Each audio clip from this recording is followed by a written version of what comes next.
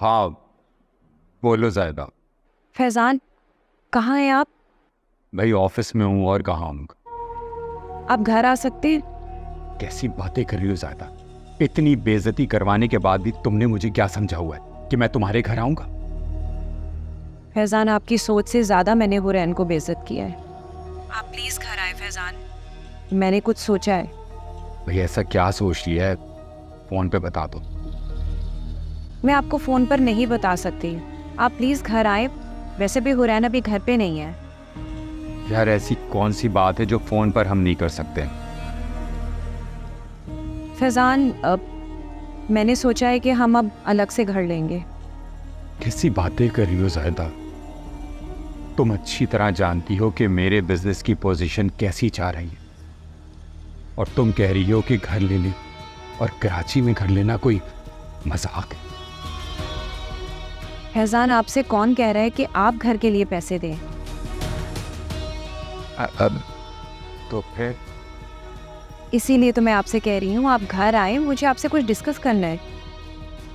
हाँ हाँ, मैं तो खुद बेचैन हो रहा हूँ तुमसे मिलने के लिए, लेकिन क्या करूँ, बस वो तुम तो जानती हो कि तुम्हारी भांजी की वजह से। आप आए, बाकी बातें हम घर पे करेंगे। मैं आपका इंतज़ार कर रही हूँ। ओके स्वीट हार्ट, मैं आता हूँ।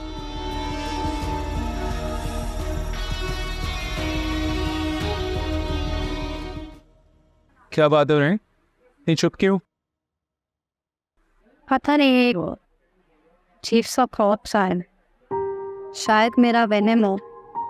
मुझे लगता है आप शादी के बाद बदल जाएंगे। तुम ऐसा क्यों सोचती हो? मैं कहाँ सोचती, खुद ब खुद दिल में ऐसा ख्याल आ गया। मुझ पर नहीं तो कम से कम अपनी मोहब्बत पर तो यकीन रखो। आर्यन, औरत के इरादे और अज़म इतनी ताकत होती है कि पूरी दुनिया मिलकर भी चाहे तो उसे नाकाम नहीं बना सकते। लेकिन औरत की मोहब्बत तब हार मान जाती है जब उसके चाहने वाले की मोहब्बत में कमी आ जाए या वो बदल जाए। अपने दिल से पूछो, क्या तुम्हारा अरियान कभी ऐसे सोच सकता है, कभी ऐसे बदल सकता है? दिल है कहाँ मेरे पास जो मैं उससे पूछ। तो फिर मेरी मोहब्बत पे यकीन रखो और अब जूस पियो। तो फिर आप मुझसे एक वादा करें, जब तक हम अलग घर नहीं ले लेते तब तक आप मुझसे मिलते रहेंगे यहाँ।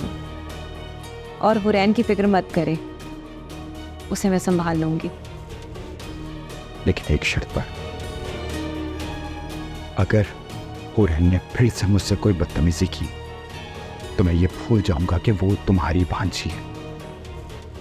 मुझे अब उसकी कोई परवाह नहीं। देखो ज़ायदा, मैं तुम्हारे बिना नहीं रह सकता। तुम्हें इस बात का खास ख्याल रखना होगा कि किसी भी हाल में तुम हुरैन की बातों में मत आना। वो हम दोनों को अलग करने की पूरी कोशिशें करेगी, और मैं तुम्हारे बिना नहीं रह सकता। फैज़ान, आप फिक्र ही मत करें, मैंने हुरैन को पाला है, मैं उसकी रग रग से वाकिफ हूँ। I love you. I love you too. अस्सलाम वालेकुम। मैंने आपको डिस्टर्ब तो नहीं किया? अरे नहीं नहीं सर, कैसी बातें कर रहे हैं आप?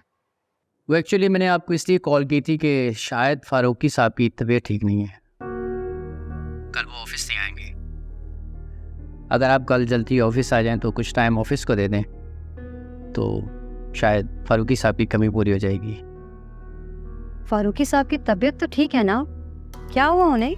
बूढ़े आदमी हैं, इस उम्र में तो बीमारी लग ही जाती है। अगर आप चाहें तो कल साथ चल के उनकी तबीयत का पूछ लेते हैं, वो खुश हो जाएंगे। कल उनके घर? सर पॉसिबल तो नहीं होगा, कल मुझे बहुत ज़रूरी काम से जाना है। मैं उन्हें कॉल करके उनकी खैरियत मालूम कर लूँगी। चलें देख लें, कल आप आराम कर लें, परसों चले जाएंगे। मैंने तो आपकी आशा पर उनको आराम करने को कहा था। अगर आप बाकायदगी से ऑफिस ना आए तो मजबूरन उन्हें ऑफिस आना पड़ेगा। कल आप ऑफिस साथ हो रही है ना? जी जी सर, मैं कल आ जाऊंगी, आप उनको रेस्ट करने दें। ओके, मैं सुबह वेट करूँगा आपका। अल्लाह हाफिज़।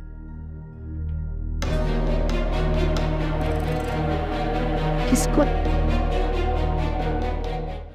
हेलो, कैसी है मेरी बेटी? आपकी तबीयत ख़राब है और आपने मुझे बताया तक नहीं। बेटा, तुम्हें किसने बताया कि मेरी तबीयत ख़राब है? इसी डर से तो मैंने तुम्हें नहीं बताया कि तुम खामख़ा में परेशान होगी।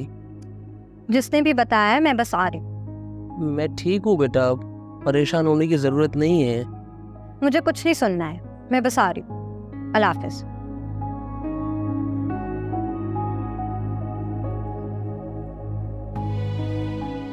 ये भी बिल्कुल मरियम की तरह है, हर बात में मेरा ख्याल रखती है। अल्लाह इसकी उम्र दराज करे।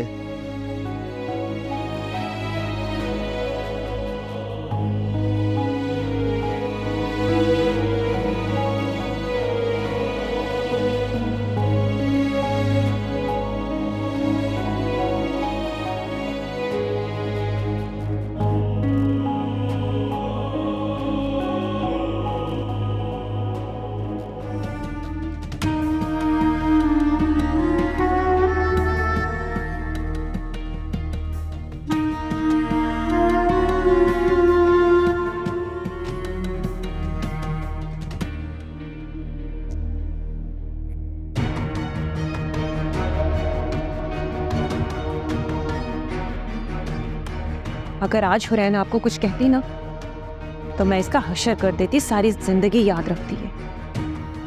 बोल तो वो बहुत कुछ गई अपनी नज़रों से, लेकिन दुनिया का दस्तूर है कि नज़रों से की गई बातों का जवाब इंसान कभी भी लफ्ज़ों में नहीं देता। आप इतना क्यों सोच रही हैं कि वो क्या चाहती है, क्या सोच रही है हमारे मुतालिक? के होते हुए मुझे किसी के बारे में सोचने की चले